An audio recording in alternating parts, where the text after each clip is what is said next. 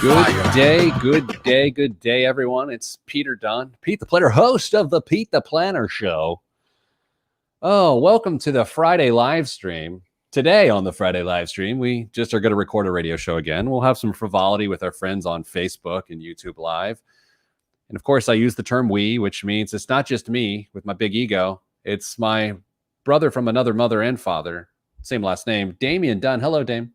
Hey, Pete, can I start off with potentially bad news? Oh, boy. Yeah? So I'm hearing you through a open speaker or open microphone, not your okay. Not your one in front. I just want to make sure everything's okay on your side. Oh, well, look at you. You know what? Okay. You couldn't have covered this before we went live, you're thinking? Didn't occur to me until I didn't hear the snappy intro music by Mr. Kinetic. Oh, boy. Oh, you didn't hear it. Hi, everybody. Welcome to the live stream. We're troubleshooting. All right, everybody, hold on. Everybody have a good weekend. Hello to all the regulars viewing us out there in the fun. All right, let's see if this works, Dame. Dame, did that change anything whatsoever for you right now? Do I sound any better? Quite a bit. Okay, good. Hello, everybody. Hope you had a good week. Good day to Jameson. He says hello. Waiting for Danza. Waiting for who else do we got usually coming in here? Maybe Betty, Levi, some other folks. Here's what's on the show today. We're going to talk about is it a good time to buy a house? And we're going to look at that from several different angles. And there's a little bit of a downer as part of that segment. There's Betty. Hello. Dame, we're also going to take a email from a Facebook viewer, who we changing this person's name to protect the innocent, but his snark will clearly come through and most people will be able to guess who it is. Then I didn't even tell you this in the pre-production meeting. I got an email, a really strange email that we're going to read. It is financial. And so we'll discover that at some point in the show. And of course, the biggest waste of money of the week and the news. Dame, let's show everyone your shirt there. Can you stand up? It's a good shirt. So your Moneyline mechanic shirt. Damien is your money mechanic, and I'm wearing the Your Moneyline Make Tomorrow Easier shirt. We're all swagged out. We're all swagged out. There's Anne. Hello, Anne. Hello. All right, Dame, let's do this because as I told you 5 minutes ago, in what seemed like a passive aggressive weird way, I'm really looking forward to this being over because this stands between me and my weekend, and it stands between you and a jet plane. Oh my gosh, Dame's going on vacay. So by the way, we don't know who's co-hosting the show next week. I might talk my my partner, Olivia, into co-hosting the show. She's my office partner, my colleague, or we might have Gold Star Gail back. May have Kristen. It might just be me. I don't know what's going to happen, everybody. Let's just start the show. You ready to start the show? Let's do it. Okay, 3, 2, 1. This week on the Pete the Planner Show, we answer your money questions. Here's how the show works. You email us, askpete@petetheplanner.com. That's askpete@petetheplanner.com. I will receive your email, and I will do a few things with it. Number 1, I will mark it as spam. Number 2, I will read it and do nothing. Number 3, I will read it on the air, and that's exactly what we're doing today. And by we, I mean my good buddy, Damian Dunn, Vice President of Advice at Your Moneyline and Hey Money, joins me as always. Hello, Dame. You really mean that? Good buddy? No, I said Vice President of Advice. Well, you said good buddy too. So the first question we got today starts out, good day, unrelated Dunns of Northern and Central Indiana. I've been a bit of a creep. No, I don't mean like Helena Bonham Carter. I mean that as my means have grown over the past decade or so, so has my budget. At the beginning of our marriage, mi esposa and I made roughly $25,000 each. Okay. Now, a decade later, we're each right around the $85,000 to $90,000 range. That's a nice change. A good household income of $180,000 started at $50,000 at the beginning of the marriage. Some changes came very naturally, like we're homeowners now instead of apartment renters, and we have a rather large portion of our budget going to daycare now that we couldn't have afforded before. It's roughly 14% of our take-home pay. Side note, Dame, that was the exact amount Mrs. Planner and I spent on daycare at one point. 14% of our income. It's Wow. always 14%. I don't know why. My question is, at what point is a growing budget a lifestyle creep? And what are the key indicators to watch out for? We tend to be very responsible with our savings and spending. My wife and I are each contributing 17% and 16% to our retirement accounts, respectively. Our power percentage, trademarked by Pete the Planner, hovers around hovers around the low 30%. I can't read. And we have no debts other than our mortgage. We're both 31 years old, have a lot of time to get things right, but also a lot of times to mess things up if we're off track here. Thank you in advance for your answer, Pete. And for your good version of the answer, Dame, very respectfully, Creven, because he wanted a fake name. Ha, ha, ha, ha, ha, ha. Dame, that's a really good question. It's like, okay, so they've made a lot of decisions. Their income has increased significantly. And how do they actually expand their lifestyle responsibly and enjoy their efforts without creating further problems for themselves down the road? I feel like the metrics he's given us are pretty darn good and indicative of a person who can responsibly increase their lifestyle. So how do you look at this? The power percentage is a great indicator that things are going well. So find a way to measure yourself year over year, making sure that things are going in the right direction. The other thing we've talked about it a few times, make sure your goals are covered up front and that they're appropriate for your situation. So is 10% enough for you to be saving for retirement? Maybe, maybe not. Maybe you should be saving some money in some other areas too, because one of the key ways to retire, or at least prepare for other goals in life and make sure the lifestyle creep isn't becoming too much of an issue, is to not need a lot of money either. So Pete and I would both say, we're not telling you to go out and live on very, very modest means by any stretch. We want you to go out and be able to enjoy life as well. But we don't want you to do it at the expense of preventing yourself from having all the goals that you want accomplished in the future taken care of too. So a lot of it comes down to conversation and goal setting, and then figuring out, working backwards to what you need to do to make sure that's taken care of. What do you think? It just occurred to me as I'm listening to you, I'm touching my face, and I chopped some rosemary earlier to marinate a pork tenderloin, and I smell like Christmas. Are you talking about the financial question? Is that what you were? Yeah, that's where I was going. Sorry, but the rosemary, that's the new nickname. Right. Yeah. So I agree with you. You know, let's talk about where lifestyle creep shows its ugly face more commonly in other areas, right? There's a few. If you become that person that is constantly moving and constantly upgrading your home and looking for your home to redefine the lifestyle, I think that's trap number one, and the easiest to solve by just making more thoughtful housing decisions. So that's one. And I think the way you solve that is, again, be more thoughtful. And two, Dame, I think a 15-year mortgage solves that problem pretty easily, right? It forces your hand. Yeah, you're going to limit yourself naturally with a 15-year mortgage, because you are going to be spending more of your income towards that mortgage payment and buying a maybe more in line price-wise house with what you should be doing. So a 15-year mortgage is going to put a good constraint on yourself and keep you from spending that money potentially unwisely in other areas of your life. I think another area that people can sometimes get into a trap with, near and dear to me, is with cars, vehicles. Always getting something new, or maybe you get into a car and gosh, it's just not what I want, and you go and make a really bad decision by trading basically a brand new car in on another one, and now you're even deeper in the hole.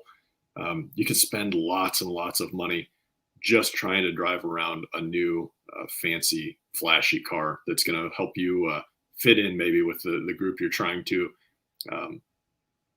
reach eventually. So cars are another one. Taking more vacations than you used to, if they're big and fancy, I think is another way that you could potentially start to experience lifestyle creep. Again, these all sound like great things that people want to do: take vacations and drive a nice car and have a nice house.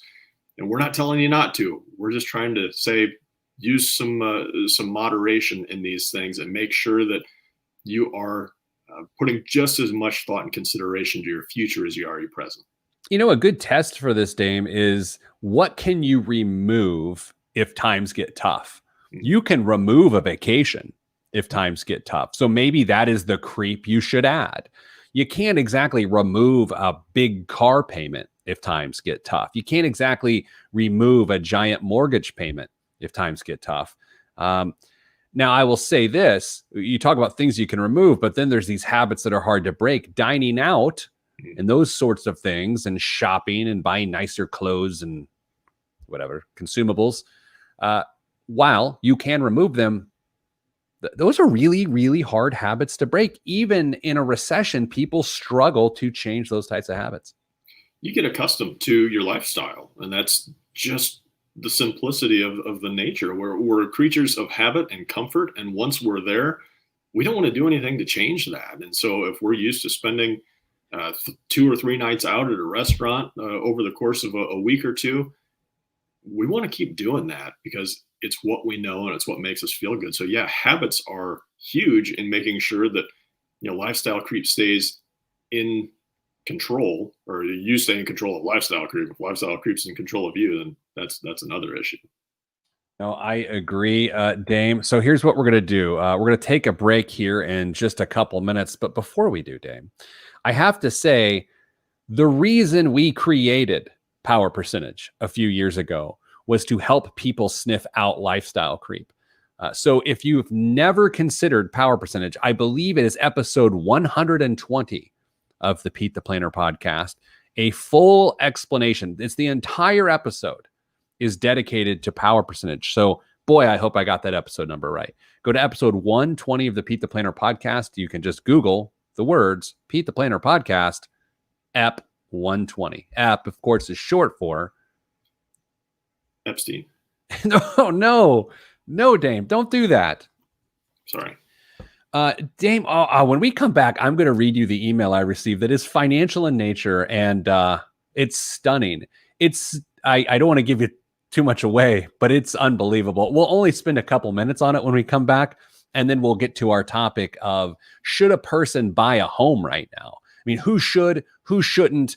Where are the traps? And the famous words of Admiral Akbar and Danza de Luna. So coming up after the break, more of the Pete the Planner Show with Dame, the advice guy, and me, Peter Dunn. That's all next here on the Pete the Planner Radio Network. I just made that up. It's not exactly a thing. Boy, I really, really didn't do a great job of hitting the post there. You hit eject really early. I really did. I got distracted because I was looking something else up. Okay, so we have some housekeeping to do here. Heather, welcome to the live stream. Good day to the Dons. First time I've been able to catch the show live. I usually listen to the podcast. Thank you for listening. We appreciate that. Danza, of course, is always extending her greetings to other people in the community. Danza also goes on to say, pandemic has proven many people's main hobbies are dining out and shopping. When you have a consumer-based economy and the consumer-based economy gets shut off like a light switch, the rest of the economy suffers. So that's no good. Dame, I do have to warn everybody that we're going to get a little dark in the next segment. I'm sorry. I value the truth.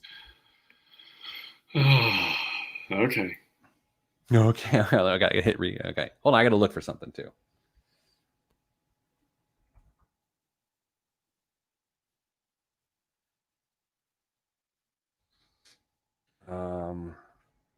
Hi, sorry everybody. I'm looking for our affiliates list, Dame. You know where that was at? Oh, hold on. I gotta find maybe. I want to be able to shout out our affiliates, but I got to find the stupid list.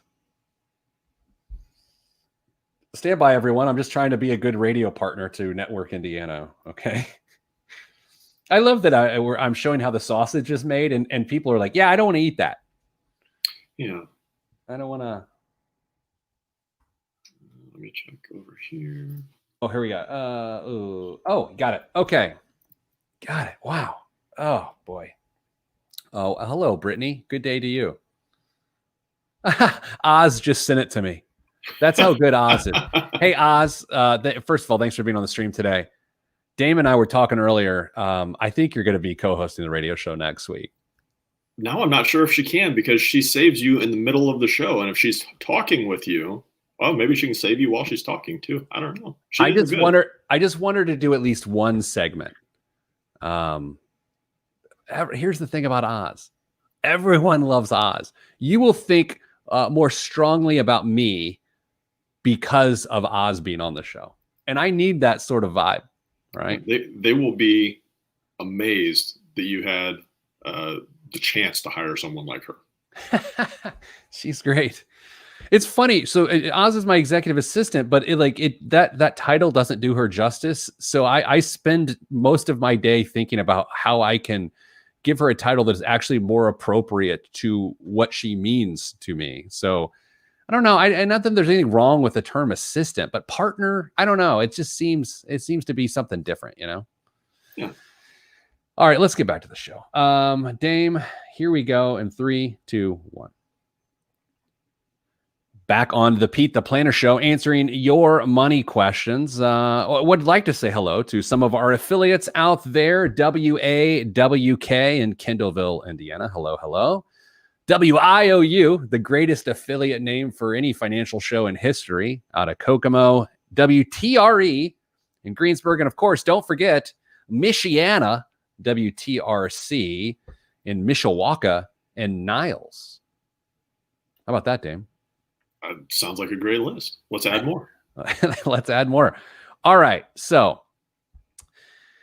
I got this email this week, and I want to talk to you about it. And oddly enough, it starts out with the phrase, good day. That sounds like it's a great start. It does, but it takes a quick turn. Good day and compliments, which I think we need to adjust to that, honestly. Yeah. Good day and compliments. I apologize for this unconventional approach. However, I am attorney Anthony Howell, and I need to verify some things of importance from you if you do not mind. Actually, I'm contacting you regarding an estate domiciled by my late client, whom may be related to you since you bear the same last name. Honestly, I cannot give you any more than this information right now because I'm uncertain of the prospects. However, feel free to revert back to me for more briefing as I expect your reply in earnest. Respectfully, Anthony Howell. I was expecting that email from Tony. Yeah. How about that? Did the relative happen to live in Africa by chance? No, I don't think it's a Nigerian phishing scam. I think it's a domestic scam, but I just appreciate the wordsmanship. You know what I mean? I don't know. It was still kind of clunky. It worked, but I don't know. You're splitting hairs over good day and compliments because that's really good. All right, Dan, let's hit a financial question. We get this all the time, and actually someone on our Facebook live stream asked a version of it right now. They said, is now a good time to refinance my house? That's sort of what we're talking about. Arguably, yes, now is a good time to refinance your house. We'll get to that in a second. Dame, the real topic here right now is this. Is now a good time to buy a house? Now, when someone poses that question as succinctly as I just did, you and I neither have enough information to actually answer the question well. So let's go this direction, Dan. If I am a renter right now, is right now a good time to buy a house? Go, sir. No. Next. Wow, really? I was going to go a different direction. Really? Well, I feel like maybe I should give you more information. Okay, like you just said, information is good, and you gave me a one-sentence question. So yeah, fill in the blanks, Pete. If I'm a renter right now who has a down payment and an emergency fund, should I buy a house right now? No. Next. Really? No. Why? Have you seen what the markets are right now? As far as which markets are you talking about? Sorry, the housing markets, there's no inventory. Prices are way higher than they should be right now. Yeah. And you're going to be buying at the top of the market with some fairly uncertain economic times coming in the next 6 to 12 months. There's a decent chance housing prices drop in a little bit, especially with moratoriums ending and houses that were rented potentially just coming up on the market as single family homes because people don't want to deal with it. Being a landlord, I should say, anymore. People potentially changing jobs and moving out of state or out of the town they're in, needing to sell a home soon. I just don't think right now, if you are ready to go with that down payment and your emergency fund's sitting there, patience, young one. I think the opportunity is going to be better for you in the near future. Are you also basing this on the idea that interest rates will remain this low for quite some time? Yeah, interest rates aren't going to skyrocket anytime soon. Even if you miss out on the super low rates right now, Pete, if you would have told somebody 10 years ago that they could have gotten a so-so mortgage at 3.75%, would you have laughed and said, there's no way that it'll ever be that low? Yeah, probably. Yeah. Even though you could have gotten a mortgage at 3% just a couple of weeks or maybe a month ago. So 3.75%, the interest rates aren't going anywhere for a while. Don't worry about it. So we tend to shy away from absolutes at Your Money Line and Hey Money. But Dame, I'm going to put it to you point blank. Do you believe pretty much no one should be buying a house right now? Go. Yeah, I don't think it's in anybody's interest right now to go out and buy a house unless you absolutely need one. If you're changing jobs and you've got to move into a new area and renting's just not possible for you right now for a little while, which I get. But if you don't need to buy a house right now, I mean, houses are selling within days on the market for full asking, maybe a little bit higher. Check local listings for that being true or not. But at least in the areas that I think Pete and I both live in, that's generally the case. Why would you do that to yourself? You're buying at the very peak right now. I generally think the audience likes to turn on me for my tough guy advice, whether it's true or not, or honest or not. It generally is. But Dame, I think this is an incredibly, albeit true, unpopular opinion. Am I turning the heel here? Am I going to get beat up for being the tough guy today? What happens when the good cop becomes the bad cop and the bad cop becomes the good cop? Next on ABC. That's a plot twist that you tune in for every week. How about this, Dame? Let's say you don't mind the move-in. If I don't mind the move-in and I want to go to a different place, what about the concept of selling a home that's appreciated in value a lot right now and then renting until the market falls and then buying a home at a lower price? Tell me about that. I'm fine with that. I think Are you personally fine with that, or are you fine with that advice for people who don't mind it? I'm fine. I have given that advice actually in the last couple of weeks to somebody who is in the position where they could easily do that. They've got all the money they need to buy a house. Lease is going to be ending fairly soon, but it's not in their best interest to go out and pay top of the market prices. They don't mind renting. So if they can maybe go try out the neighborhood that they want to live in, just make sure it's a good fit, go rent somewhere for another 6 months, 12 months. See what housing prices do. Chances are they're not going to keep going up, at least as fast as they have. And then you can take advantage of the lower markets in a year. Once you're sure you love the area and you want to be there for a while. I'm loving this. This is really, my question was, would you personally do that? And I'm answering it myself. Like, I don't need the headache of all that. Although I think it makes a ton of financial sense. I'm not interested. It'd be, in theory, I would, but it'd be really tough right now. We're at a different stage in life with a couple of kids, and I don't know if I'd want to move twice in a couple of years or a year to do that. So I don't know if I could pull it off personally, but if push came to shove, I certainly would. It's good advice. It's perfect advice, I think, for kidless individuals or couples who are in a good position and say, you know what? Let's take our gains, maybe go live lean a little bit in an interesting area, try it out. I mean, that's the other element of renting, to go live in a community or town to see if you like the footprint and the vibe of that place. And right now, Dame, wow. I mean, that's the power move of all power moves, is to sell your home, rent. You're not wasting your money because theoretically you're lowering your risk, you're mitigating risk, and you're letting the market correct, which means go down. And then you're buying back in and buying theoretically a better value on the back end. Yeah, I don't see how anybody could argue against that, Pete. Yeah, I know. I don't think someone could either. I think This will stretch into 2 segments. We're going to do this in the next segment. And here's what we're going to cover in the next segment, Dame. I think one of the biggest mistakes people are making right now are homeowners who don't mind their house, but choosing to go into another house right now and just upgrade right now. I think you're seeing a lot of that, and there's a lot of dangers with that. And that's exactly what we'll talk about after the break. So this is the Pete the Planner Show. I'm Pete the Planner. I actually hit the post that time without just like embarrassing our families. It was great. You totally redeemed yourself. I don't know if I believe you. All right. So Facebook and YouTube, you tell me right now, do you personally think it is a good time to buy a house? Yes or no? Angela says it is, in fact, true. Damien's assertions earlier were true. It is a bad time to buy a house. And if you, well, I can't read into it. She just says true. I was like about to go on like this big thing of what she said. She said true. I don't know if it's not that I don't have the guts to sell and then rent and then buy again. I just don't need the headache. That's literally where I'm at.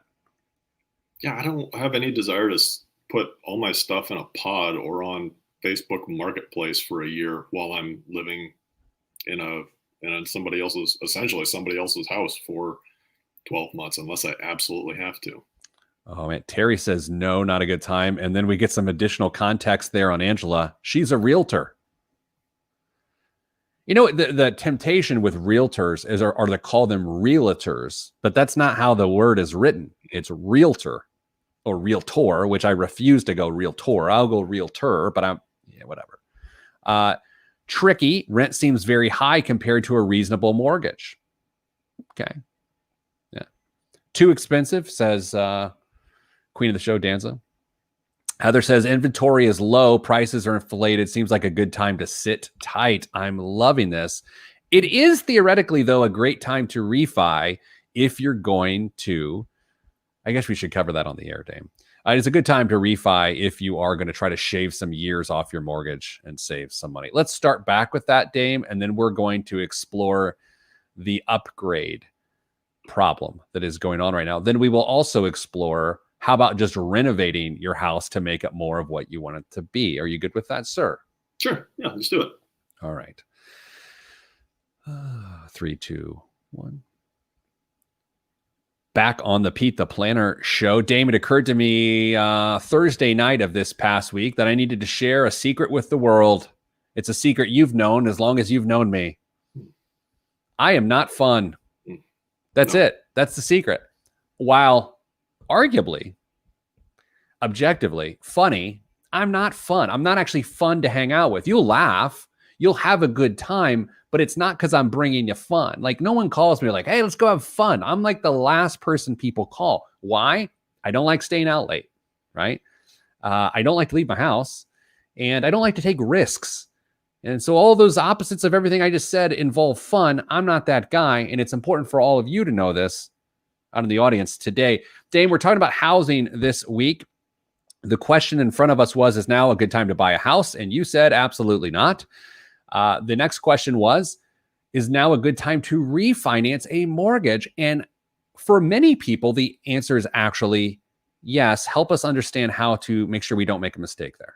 Yeah, so there are a couple considerations when you want to refinance. Chances are, unless you refinance in the last 6 to 8 months, the interest rates that are being offered right now are going to be less than what you are currently paying on your mortgage. So the question becomes, is it right? And the answer is, are you going to be there long enough to make sure that the expense for refinancing is going to be covered in that house? And then also, what was you just said it, Pete, but break. What was the second one that we were just discussing? Whether to put renovations into your house. Is that what you're talking about? Yeah. So make your house just a little bit nicer instead of moving on, and maybe using some of that money that's refinanced to save up to make sure that you are happy with the house that you're going to be in and refinance. So there are a few different considerations here. Let me give you some anecdotal evidence without making the assertion that this is empirical evidence. I'm going to talk about my neighborhood, right? My neighborhood, here's what has happened in the last 6 months. Oh, a whole lot of renovations. A whole lot of renovations, a whole lot of intense outdoor landscaping, right? People really putting money into their house. And Dame, I think there's a psychological sort of nesting component to this of, I want to really love where I live and how I enjoy my space because I'm here a lot more than I used to. And pragmatically, we ain't going on vacation. So maybe we're sinking the money we spend on a vacation or two this year and a vacation or two next year into the remodel. I just see a lot of people doing it. And everyone I talk to in the Reno business tends to think the same thing, is that they're busy. It's hard to book them out because they are booked out so far. And I think the popular thing right now is to renovate your house. Although, as Facebook Live follower Heather points out, is that drywall prices are 2 to 3 times higher right now than pre-pandemic levels.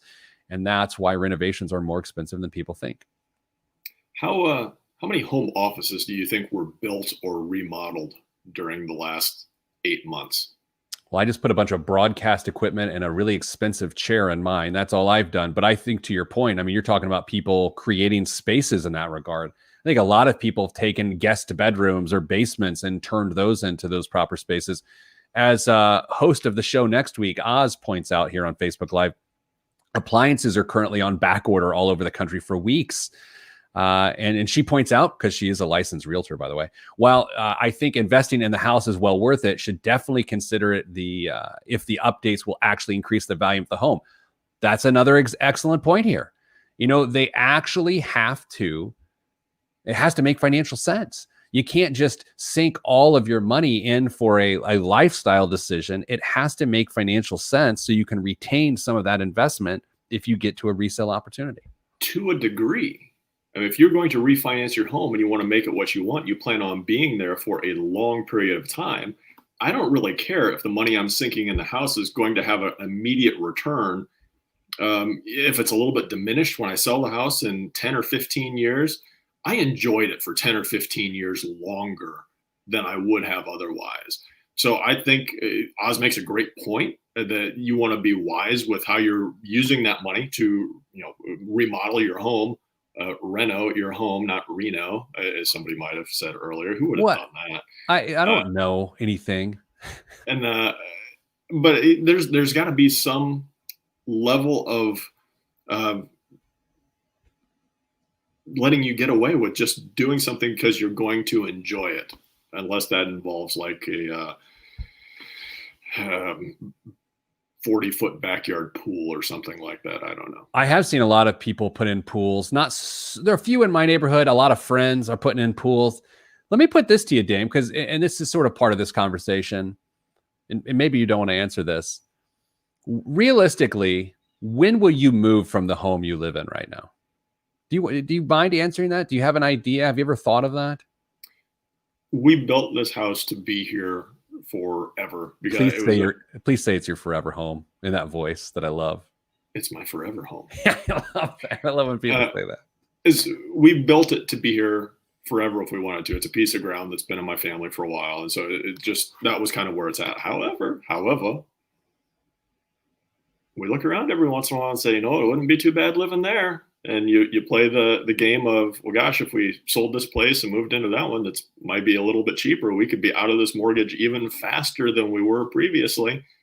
But then are you just going to start house jumping in another 7 or 8 years and go on from there? So it's not an easy question to answer. Someone's from Southern Indiana or Northern rural, I can't say that word, Indiana, when they say ground instead of land. That's how you know.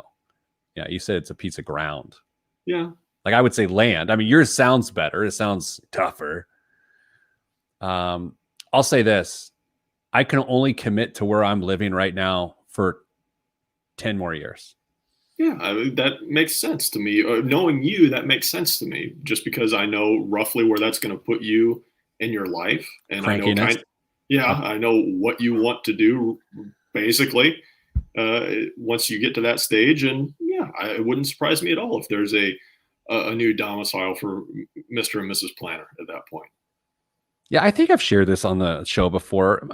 What I want to do is once my kids are out of the house, like once they're in college, like this is me now. This can change. I just don't want to have to worry about a house. Like I'd rather rent or whenever I do retire, I want to live somewhere for like 6 months and then go live somewhere else. And not in Indiana, but like around the world. Like let's go live in Barcelona for 6 months, or let's go live in Tuscany for 6 months and just not be burdened by a mortgage payment and just use that cash flow to fund temporary living in different communities that we want to experience. That's assuming there's not a global pandemic. And by the way, I'm not so sure Mrs. Planner shares this sentiment, but that is my current sentiment. Well, think how much cheaper your travel is going to be if it's just you. Oh my God, don't do this. Don't do this. Man, when last night on Twitter, when it was going like this idea that I'm not fun, she was just reading the response. She's like, man, these people really don't know how unfun you are. And I'm like, I know. I'm just not. I mean, I've invited you out to dinner a few times, even though it would have required you to travel a little bit up here. And even if it's just like lunch or something like that, it's followed by 20 questions. Well, where? What do they have? Yeah. Can I see the menu? What's the parking like? Yes. It's nothing that's just, let's go do that. That sounds great. We'll have a great time. No, it's simply, I'm sweating because here's what I think about when someone's like, do you want to go to dinner? Right? I think about, is there a menu online? That's the first thing I got to know. Second thing, I got to know the parking situation. I have to know the parking situation. Number 3, I have to know the time of day we're eating because I have to consider the traffic on the way there. And once I've done that for 2 to 3 weeks and I've considered all the options, once we get to dinner, I will spend the first 30 minutes talking about how well I executed the plan to pull it off the way I wanted to pull it off. And meanwhile, I've made the guest make the reservation for 5 to 5:15 because I know that I don't want to deal with the rush. And then everyone complains that we're eating dinner at Blue Hair Hours. Coming up after the break is the biggest waste of money of the week right here on the Pete the Planner Show. I'm not fun. That's hitting a post. That was well done. God, we went quite the spectrum. First segment, it's the first show I ever did. Second one was okay. Third segment hitting the post, it was like I'm Casey Kasem. Oh, here's how do you pronounce your name? Aja? What do you think, Dame? It's not Aga. I mean, that wouldn't make any sense, right? Aja? It's short for Agatha. Oh, Aga. Maybe Aga. Can you let us know? We want to pronounce your name right because we appreciate your contribution. We learned that Danza is pronounced Danza, not Donza. So can you phonetically spell your name that I won't be able to read the phonetic spelling because I don't know how they work, but just make it rhyme with something. Anyway, I'm only holding a house for my kids, getting out of it once the kids are gone. Getting 1-bedroom condo for myself and my hubby, same building, but separate condos. See? I like that. I like that a lot. Danza says, so Pete's saying he's my papa. Yeah, pretty much.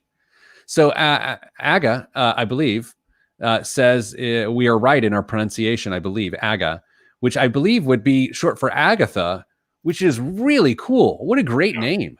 Yeah. What a great name.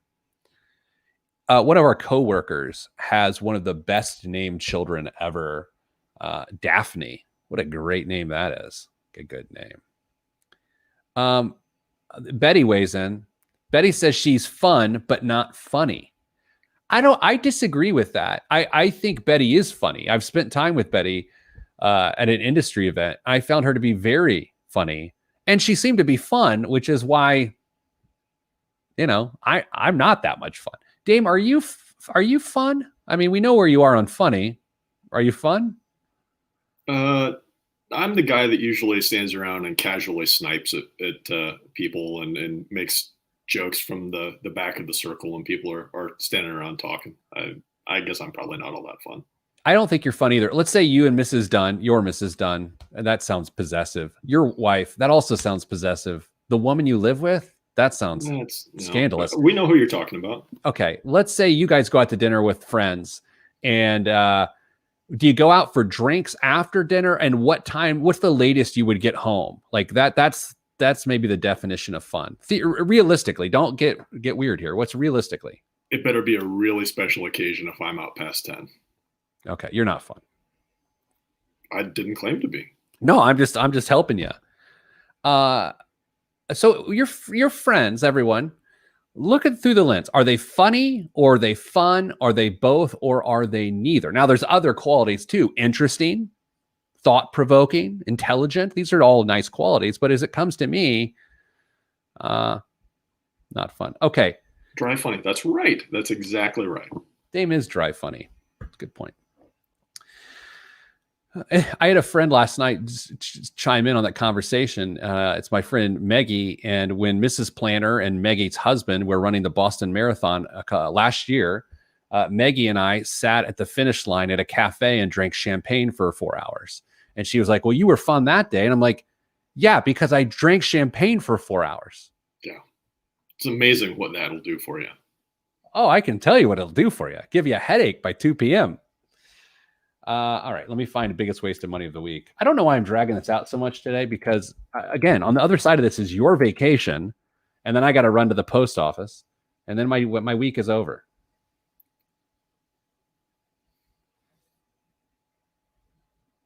Oh, yeah. Well, Grant's out there. Grant, you know Maggie and Josh. There you go. Small town. Guys, I'm sorry I'm making you do this right now as I look to be prepared for the show. Oh, I know what I'm going to do. Okay, I know what I'm going to do. Okay, sorry. Dame, somebody feel free to screen cap that. You know what? I'll go full screen. Dame, you screen cap it. Ready? Hold on. Hold on. Stay there. Got it. Okay. Oh, it hurt. I'm not in shape. I am in shape. Ran 5 miles last night at 8:49 pace. Humble brag. Okay. No, there's nothing humble about that. Nothing humble about that. Let's start another segment here. 3, 2, 1. Have some current events ready. 3, 2, 1. This week's biggest waste of money of the week, the BWOM, right here on the Pete the Planner Show is, now listen, y'all know from time to time, I don't just hit things that are a waste of money. Sometimes I hit things that are an amazing use of money. Last week, it was Dame's generous gift. Some would call it fun gift of DeBrand chocolates. You can go to debrand.com to learn more about that. Well, this week, Dame, I'm hitting another thing that I love from my mouth hole, and that is Metal Honey's Scorpion Honey. Did you see me post about this week? Yeah, I saw you post about it, and you had my interest peaked. Metalhoney.com. That's metal with a T, metalhoney.com. They have a product called Scorpion Honey, which I purchased this past week, and I'm going to read the ingredients to you right now. It is made with raw honey, peppers, including Trinidad scorpion peppers, Thai chili peppers, habanero peppers. I made the H silent. Habanero. Pequin peppers or Pequin peppers, serrano peppers, garlic, salt, and cherry smoke. Dame, it is the best tasting condiment I believe I've ever had in my life. And I'm a man who knows his condiments. It sounds like it tastes hot. Oh, it is hot. But, again, back to me not being fun for a second here. Do you know who's not fun? A guy who's got real strong opinions about condiments. That's true. Yeah. You know what I mean? Yeah, that's true. Dame, it's so good. So you drink it cold? It's honey. Okay, you drink so that's honey? not going to work. That's not going to. Yeah. So what's wrong with you? I don't know. It came in a bottle, man. How would you not assume that's something you would drink? No. It's honey. You put it on like fried chicken or cornbread, or here's what I'm making tonight, y'all. Are you ready? I'm making grilled pork loin, which I marinated in garlic and rosemary and olive oil today. I'm going to put some raspberry chipotle barbecue sauce on that. And then, Dame, I'm taking this Scorpion Honey and I am roasting butternut squash with it and pureeing it. And I'm going to slice the pork and put over that. How does that not sound delicious? It does sound delicious, but that bottle you posted looked like an orange cream soda bottle. It does look like an orange cream soda bottle. If you want metal honey, go to metalhoney.com, metalhoney.com. Highly recommend. I give it on a Peter scale, 5 Peters. That's strong. It's a lot of Peters. That's a party. Dame, this week in current events, Howard Stern is on the verge, reportedly, of signing a $120 million a year contract extension. I have thoughts, but I'm curious if you have any thoughts. I've never listened to one of his shows. Can you believe that? Is that your only thought, or is that just context for your thought? No, I mean, it's partly context. I thought it was a bunch considering what Rogan just got for his deal with Spotify. However, that you also see that production costs are wrapped up in that contract. That's just not what he's taking home. So yeah, I'm sure he's taking care of his people, and he's got a lot of money he's got to spend on getting the show out the door, but he's still doing really well at 120 a year. Yeah, Howard Stern's net worth reportedly is around $650 million. I have been a Howard Stern listener for about 25 years. I still listen every day. Really? Did you know that? I had no idea. And here's the thing about Howard, and he's one of those names that you hear it and you feel something immediately based on what you've read or maybe even listened to it. What I appreciate about him is the skill of which he broadcasts, right? There are certain people that are so highly skilled no matter what their content is. And I'll give an example. I find Rush Limbaugh to be incredibly skilled at what he does, incredibly talented. I agree with pretty much nothing he ever says. And I don't even listen to his show anymore. But I will tell you this, he's an incredibly talented broadcaster. Howard Stern is the most talented broadcaster that has ever lived. And that's what I appreciate about him. I've learned from him, not about being gross, but about being honest, right? His show is about honesty. And so 120 million, they have over 100 people on their staff. I mean, he's still netting 90 million or so because there's a lot of really high paid, talented people on his show. But I'll tell you this, as a former Sirius XM shareholder, that company goes in the tank without him. So they have to pay him whatever he wants or their company goes completely under. I think the two things that both Howard and Rush have in common is that they have people who don't like them regularly listen because they're talented at what they do and they just want to, they get some kind of value out of it, whether that's refining their own arguments or trying to be, have some righteous indignation about what's going on with whatever they're talking about, but they still draw people that like them and just absolutely hate them to listen to their shows. Have you ever seen the YouTube show called Hot Ones with Sean Evans? I've seen it's where like celebrities sit around and eat wings of different sauces. Yes. Yeah, I've seen like clips of bits and pieces, but I don't think I've ever sat and watched an entire episode. If you're bored one day, dig in. He is possibly, in my opinion, the best up and comer when it comes to interview questions. Oh. He again, I know we joke on this show a lot and I actually have no broadcast training, but I take the art of broadcasting seriously, no matter how poor I am at it. I want to get better, right? Because believe it or not, I don't just have a radio show. I broadcast live streams all day long for our clients. So all day long. Dame. So here's what I'm telling you. Sean Evans is the best interviewer up and comer because his research is ridiculous. He'll ask someone a question that the basis of the question isn't out in public purview, and he'll find it, and it just shocks the interviewee to the point of like, thank you for asking me something I actually care about and not all this fluff I have to talk about out in PR. And so I highly recommend Hot Ones with Sean Evans. Fantastic show. Dame, are you bothered by this story? Maybe don't answer it that way, but just comment. The 50 richest Americans are worth as much as the poorest 165 million Americans. I can't say, well, I'll just say this. That's not surprising. Is that the best way to handle that? Yeah, it's not surprising to me at all once you put some thought to it. It's weird. I'm not trying to be controversial. It just happens to be now a controversial statement. Billionaires don't actually bother me. They bother a lot of people these days. They don't particularly bother me. People get real upset about billionaires. I'm not bothered by them either. And I think I've tried to spend more of my time thinking about the people on the other half of that equation that aren't or that make up the 146 or whatever it was million people. There are some people there that are there not because of decisions they've made, just because of the circumstances they faced in life. But there are a good number of people there that have just made bad decisions, and they can correct their situation as well. So it's a really interesting stat to see and to start putting some thought into about how did everybody get to where they're at in that setup. After the popularity of the Travis Scott meal, like I moved on from that, McDonald's teams up with singer J Balvin. Literally no one's ever heard of.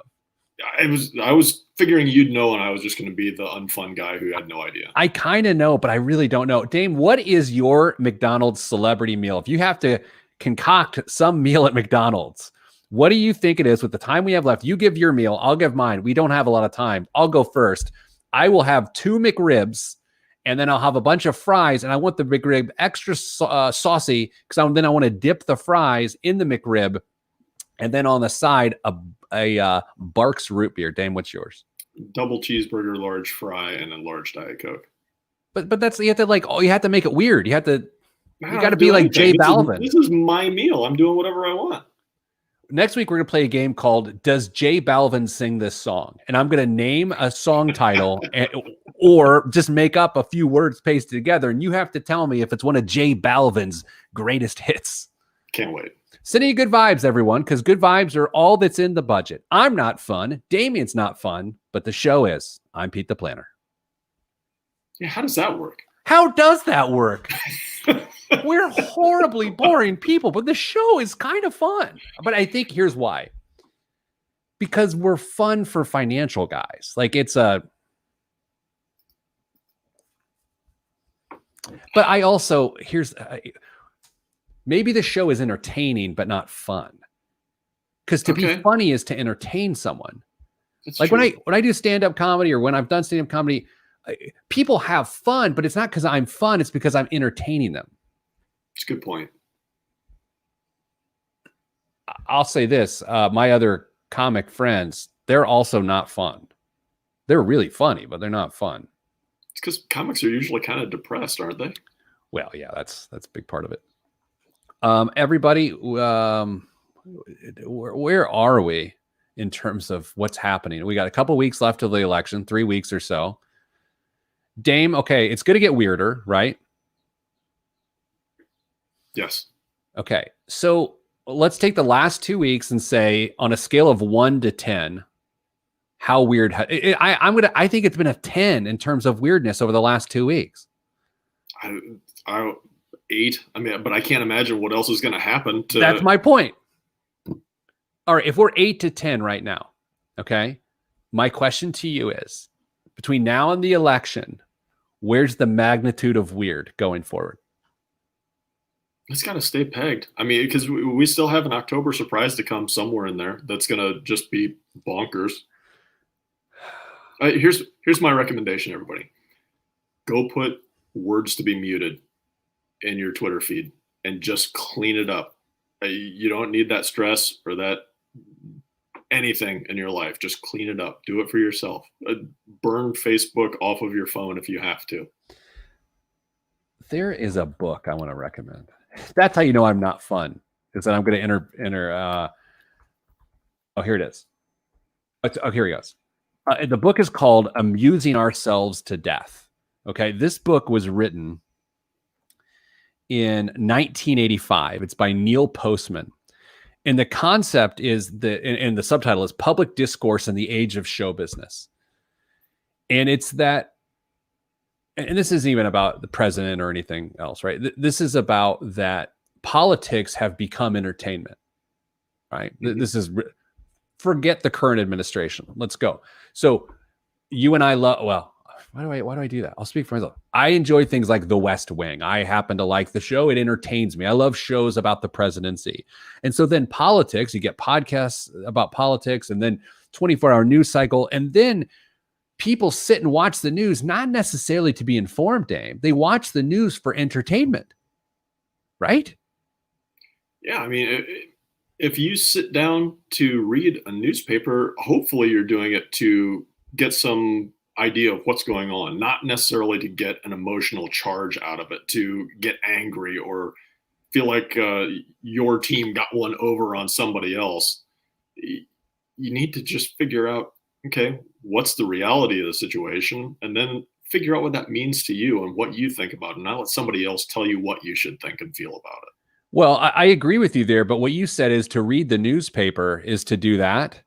What I say, if you read a newspaper, that's what you should be doing, not that's what's going to happen. Because old man cynic here, I think, gosh, a lot of that stuff is manipulated to create, even in just the standard AP reports, is manipulated to push a narrative in certain ways. I agree with that. I think I don't disagree with you at all, buddy. Where I'm going with this is, in a newspaper, I think you're going to get more raw news as opposed to television, which is incredibly manipulated. And that is where I think people watch the news for entertainment. I've often said, hey, I'm just going to sit and watch CNN, have some bourbon, and watch the world burn. And I feel bad about that, if I'm being honest, but it is a form of voyeurism, right? And so this book is incredibly prophetic. And the idea that it was written in 1984 and released in 1985, and you compare that to the Orwellian sense of the book 1984, is just creepy. But I highly recommend everyone read Amusing Ourselves to Death. It's a point. It talks about things that Dame and I talk about a lot, about how behind the scenes, I should say, about our views on these different things. So anyway, Heather just discovered the secret of the show here. Let me pull this up. Here we go. Hold on. Is this what happens after the podcast is over? I've been missing this all this time. I'm going to have to skip the podcast and watch the recorded Facebook Live on my phone to hear all this extra commentary. Yes, this is how it works. And this is where it also gets uncomfortable, because Dame and I will occasionally choose to disagree during this time until we just decide, let's just take it off air. But that's how relationships work. We could almost record this and just attach it to the podcast for overtime hours or something like that. Almost. But do we really want it out there? Well, yes and no. I think the bigger issue is that's extra work for me. Is attaching one new segment. Oh man, I don't know. I'm tired. Can I complain for a second? I know I shouldn't, because things are going well. I just got to complain. What we're here for, Pete. Wednesday was a wild day. Guys, I talk into a microphone and a camera most of the day, and I say this to you because I don't actually have hard work. Like, I don't have a hard job. Like, it takes a lot of energy, but it's not hard. It's not dangerous. But Dave, my first broadcast was at 8 a.m. on Wednesday morning, and my last one ended at 8 p.m. on Wednesday night. And within that, there were 2 television interviews, 2 podcast interviews, 4 one-hour streaming events, and 2 business meetings. I almost didn't wake up on Thursday. How many wardrobe changes did you go through on that? That's a good question, actually, because I got a workout in the middle because I had to. 3. And here's the dumb thing. You haven't. There's studio lights just beating down on me, right? Sure. I can see them in my glasses. Yeah. It's hotter than hell in here. Yeah. And so I just I perspire. You glow. Podcast. I mean, people are wanting this in the podcast. I don't know. I don't know. This is what podcasts are. Just 2 white guys talking about their jaded views of the world. Holy Moses. Oh, okay. So this isn't funny. But it's a clever line. So the horrible situation out of Michigan, where the terrorist cell was going to kidnap the governor of Michigan. Just horrible. Horrible. There was a funny line that I saw off of it. Someone was calling them Y'all-Qaeda.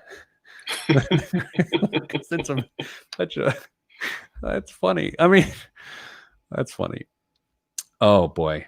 Let's just end it. You could call it an addendum. Addendum. All right. It's very nice. Dame, are you telling people where you're going? I mean, is that a public thing, or you don't want to say you're going if you're on vacation? We're going to go to Florida and enjoy a beach. Oh my gosh. Nice. Do you ever take a metal detector out to the beach and look for gold coin? You know what? My son requested a metal detector for Christmas last year, and we got him one. And if there was a way that he could get that down to Florida, he probably would. And I'm going to have to suggest that the next time that's a possibility. That's not in the cards this time, but maybe next year on a vacation, he would dig that. I always just want to be on a beach with a metal detector, because that's sort of the unfun things that you and I do. And I just want to sit there and just, my mantra would be, beach better have my money. We should go. We should go. Oh my God. I'm so okay. Oh boy. Have a good trip, man. As you know, our policy in our workplace, you won't hear from us. No one's emailing you or slacking you. We will leave you alone. And I'll talk to you. I have considered joining the rest of the crew in the stream next week, and I'll just chip in comments along with everybody else, and you can pull them up. And you better be nice to Oz.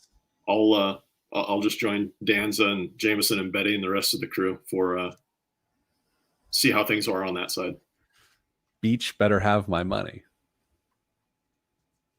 Yeah. All right, Dame. Everyone, have a good week. Pay your taxes, no matter what. I don't know. I'm just going to go. I'm out of stuff. I got to go. Bye.